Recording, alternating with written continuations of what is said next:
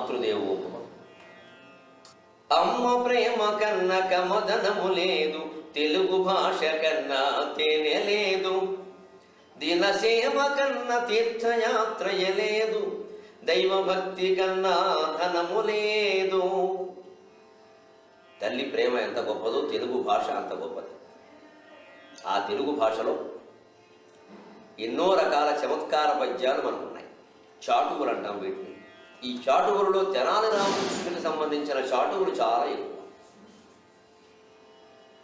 ఆయన అయినా కాకపోయినా ఆయన పేరు మీద ప్రచారంలో చాలా ఉన్నాయి. కొన్ని పాపం ఆ మహానుభావుడికి మహాకవికి అప్రతిష్ట కూడా తెచ్చిపెట్టి, సరే అవి పక్కన పెట్టండి. కానీ ఖాయంగా ఆయనవే అని చెప్పుకునేటువంటివి కొన్ని చెప్పుకుందాం సరదాకి. ఎందుకంటే తెలివితేటల్ని పెంచే విషయాలు ఇందులో ఉన్నాయి. కేవలం సరసం సరదాతో పాటుగా తెలివితేటలను పెంచే విషయాలు ఇందులో ఉన్నాయి. మొట్టమొదటిది, ఈయన రాయలవారి ఆస్థానానికి బయలుదేరి పెడుతున్నాడు. ఇలా ఆయన మరోసారి పెడుతుంటే ఈయన ఇంత పద్యాల్లో బాగా రాస్తాడు కదా అని ఓ కుర్రాడు, ఏమండి నాకు కూడా కవిత్వం రాయాలని ఉందండి, కవిత్వం రాయాలని కొంచెం ఏదైనా ఉపాయం చెప్పండి. ఏమిటా తేలిక కదరా కవిత్వం అనేది అంటే, అలా కాదండి, ఎలా వస్తుందో చెప్పండి, ఎలా వస్తుందో చెప్పండి, కొంచెం ఎలాగైనా మీరు నన్ను కవించేయాలండి. సరే ఫోన్లే వీడి మీద జాలేసి ఏదో అడుగుతున్నాడు ఫోన్లే. ఎందుకంటే తెనాలి రామకృష్ణుడు నలుగురిలో కలిసిపోయే మనిషిని. ఆయన ఎప్పుడు భేషజాలు అహంకారాలు ప్రదర్శించడం లేదు. కాబట్టి అంతగా ప్రచారంలోకి వచ్చాడు. ఇప్పుడు అలసాని పెద్దల కంటే, నంది తిమ్మల కంటే, మాదయ్య గారి మదన కంటే ప్రసిద్ధిలోకి వచ్చాడు అంటే జనంలో కలిసిపోవడమే కారణం. ఎంత పాండిత్యం ఉన్నా జనంలో కలవాలి. ఆ కలిసిన వాడికే పేరు వస్తుంది. నేనేదో గొప్పవాడిని, నాకు తెలిసింది మీకు ఎవరికి తెలియదు అన్నట్టుగా ఉండకూడదు. మీకు తెలిసింది నాకు కూడా తెలియదు, ఏదో చెబుతున్నా సరదాగా వినండి అంటేనే అందరూ పెట్టారు. వినేవాళ్ళు మనం కలిసిపోవాలి. ఇక్కడ ప్రత్యేకతలు ఏమి ఉండవండి. అలా కలిసిపోయేవాడు. ఆ కుర్రాడు అనగానే పోనీ జానేశ్వరి ఓ పని చేయరా, సాయంత్రం భోజనం చేసి శుభ్రంగా మంచి లుంగి కట్టుకుని డాబాలో పడుకో, మడత మంచం వేసుకో, మంచి పొన్నమనాడు రాత్రి పడుకోయే, గుండ్రగా చందమా బ్రహ్మాండంగా ఏర్పడుతూ ఉంటుంది. అది చూస్తే నువ్వేమిటి గాడిదలు కూడా కవిత్వం చెబుతాను. గాడిదలు చెప్పడం ఖాయమే, చెప్తే పడుకోవాలన్నాడు. ఇప్పుడు చెప్పింది శాసనం. ఎందుకంటే ఆ రోజుల్లో కవిగా ఆయన ప్రసిద్ధుడు అయిపోయాడు. ఆయన ఏం చెప్తే అదే ఇంకా శిలాశాసనం. మీకు ఇంతకంటే గొప్పగా అలసాని పెద్దల గారు చెప్పినా జనం నమ్మరు. తెనాలి రామకృష్ణుడు చెప్తేనే నమ్ముతారు.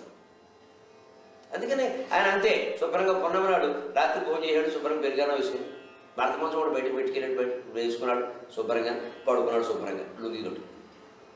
పొన్నం చందమామ అలా వెలుగుతుంది. చూస్తున్నాడు.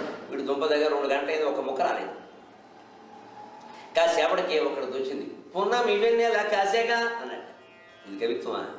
పొన్నమనాడు వీరేలా కాసింది. అదేమిటండి, ఏదో రోడ్డు పొడుగ్గా ఉంది, వంతెన పొడుగ్గా ఉంది, వంతెన కింద నీళ్ళు పడుతుంది, వెళ్ళదేమిటి, నువ్వు చెప్పాలేమిటి? కానీ ఏదో తోచింది. పొన్నం ఇవన్నీ లెక్క కాసేగా. పద్యం అంటే 4 పాదాలు ఉన్నాయి. ఓ పాదం వచ్చేసింది, సంతోషించి. తర్వాత ఇంకేమిటి అని చుట్టుపక్కల చూస్తున్నాడు. నిద్ర వస్తుంది కానీ పద్యం రావట్లా.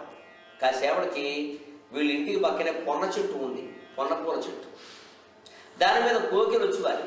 కాసేపటికి కుహూ కుహూ అని కూసింది. అంతే. ఇప్పుడు ఇంకో మాట వచ్చేసింది అంటే, పొన్నను కోకిల కూసేగా అన్నాడు. కాసేగా కూసేగా భలే ఉందిరా. ఇంకో 2 సెగలు వస్తే అయినట్టే లెక్క. సెగ పున్నం ఇవన్నీ కాసేగా, పొన్నను కోకిల కూసేగా అన్నాడు. ఇక 12 అవని 1 గంట అవని వీడు దుంప దగ్గర నిద్ర వస్తుంది కానీ కవిత్వం రావట్లే. అదో కవిత్వం పడుకున్నాడు. బుద్ధులు లేచాడు. ఈ మడతమంది శుభ్రంగా మడతపడి లోపల పట్టుకెళ్తున్నాడు. వాళ్ళ ఆవిడ ఆ మిగిలిపోయిన అన్నం ఏదో ఉంటే అది పని మనిషికి ఇవ్వడానికి పెద్దపడి అది చూసేటది పారేయడానికి. అది కొంచెం ఏదో రకంగా బూజు పట్టినట్టుగా అయింది, పారేస్తారు. అటువంటి పని మనుషులు కూడా తీసుకోవడం పారేస్తారు.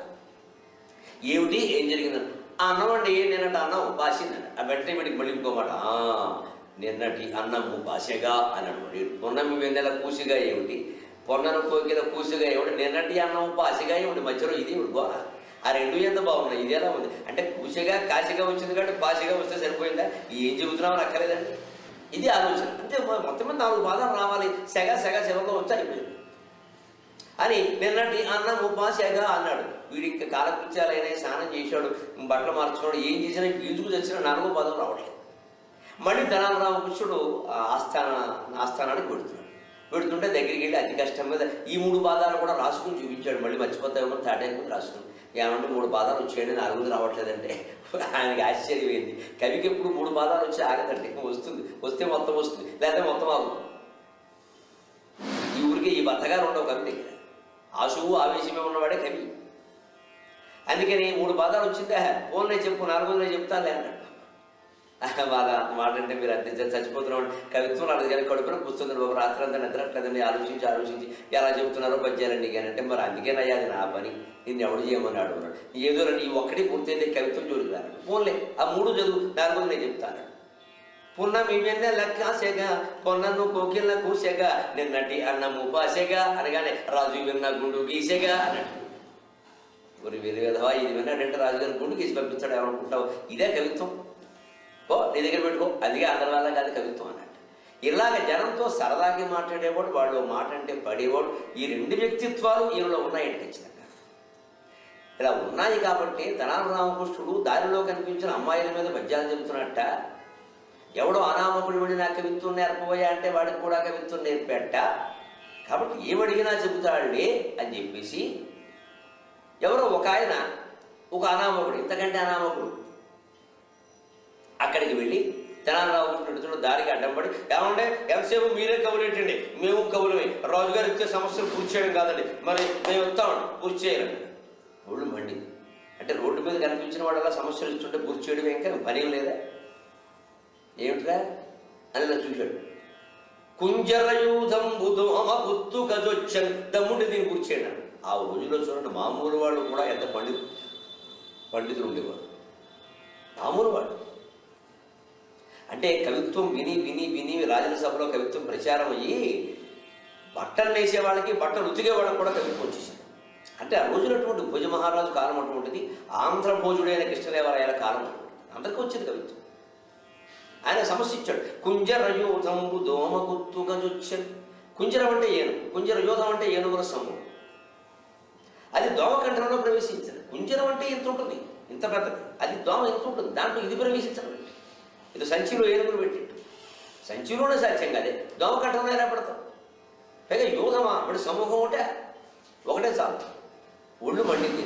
అసలు ఏమిటి నేను అడ్డమైన వాళ్ళు అడిగితే నేను చెప్పాల్సిందేనా అని ఒళ్ళు మండిందండి. గంజాయి త్రాగి దుష్టుల సంజాతముతోడ కళ్ళు చవిగొన్నావు జల కొడక ఏ కుంజర యూధంబు దోమ కుత్తుగజొచ్చెన్ అని ఒళ్ళు మండిందండి.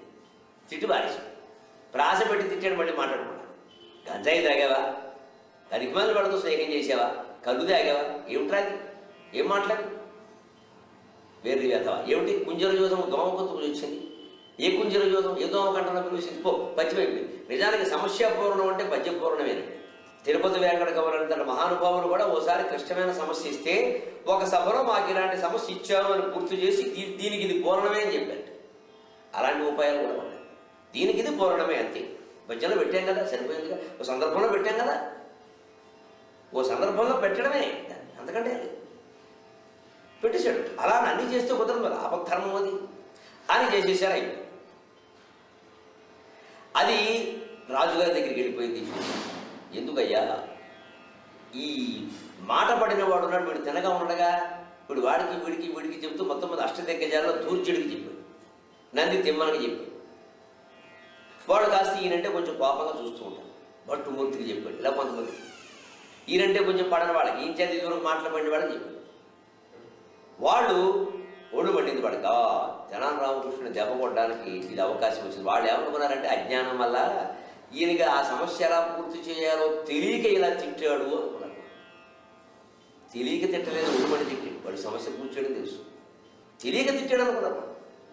అయితే రాజుగారి చేతి ఇదే సమస్య ఇప్పిస్తాం, రాజుగారిని కూడా తిడతాడా చూద్దాం ఆయన మర్నాడు సభ తీరగానే ఎవడో ఇంకాస్త ముందుగానే వెళ్ళి రాజుగారి చెవిలో ఊదాడు. ఆయన ఎలా అన్నట్ట, మీరు కొంచెం ఈ సమస్య ఉండి ఏమైనా సరే వాడు సంగతి తేల్చాలి.